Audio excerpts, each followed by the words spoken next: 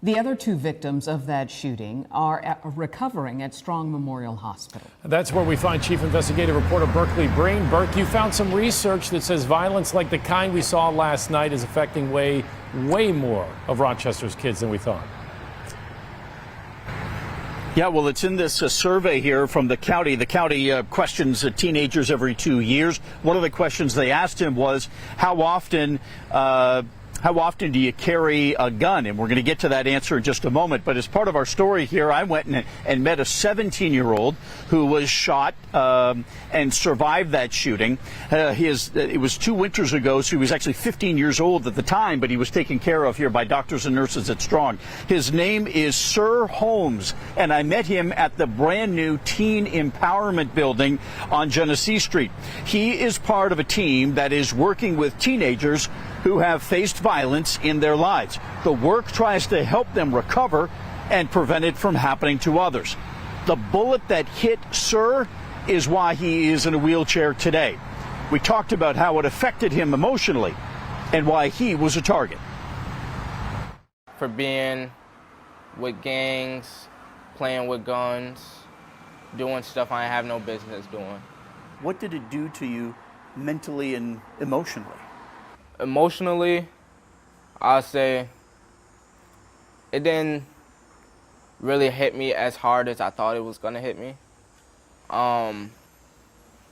Mentally, I could say it turned me into a better person, showed me that it's more in the world than being out here in the streets, gangs, playing with guns and doing stuff like that, so. All right, so this is an event that Sir and his fellows at the Teen Empowerment Center are working on for this Friday. It's from 4 to 7. It's called Teen Empowerment Rewind, and it's along the promenade, along the river, behind Dinosaur Barbecue. This is the survey that the county gives to teenagers every 2 years, and in it, it says 20% of Black and Latino teenagers say they have witnessed someone getting beaten or stabbed or shot in their neighborhood. It also explains why 1 in 10 teenagers admitted in the survey that over the course of 1 month, at least once, they carried a weapon on them. We're going to dive into that one coming up in a story at 6. We're live at Strong, Berkeley Brean, News 10 NBC. Wow, pretty honest assessment by that young man. It really is. Yeah. Burke, thank you.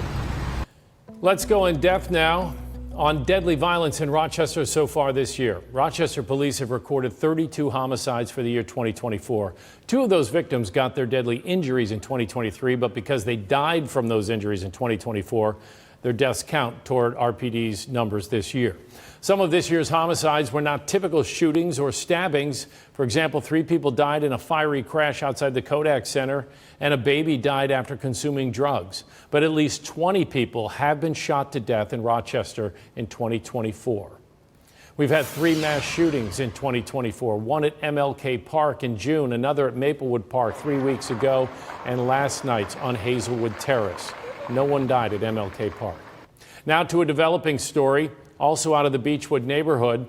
We wanted to show you a live picture right now at Cedarwood Terrace between Kingston Street and Culver Road. There it is now. You can see police blocked off the roads. Our photojournalist also saw officers with long guns. We have reached out to police for more information. We will bring you any updates as we get them. In Ontario,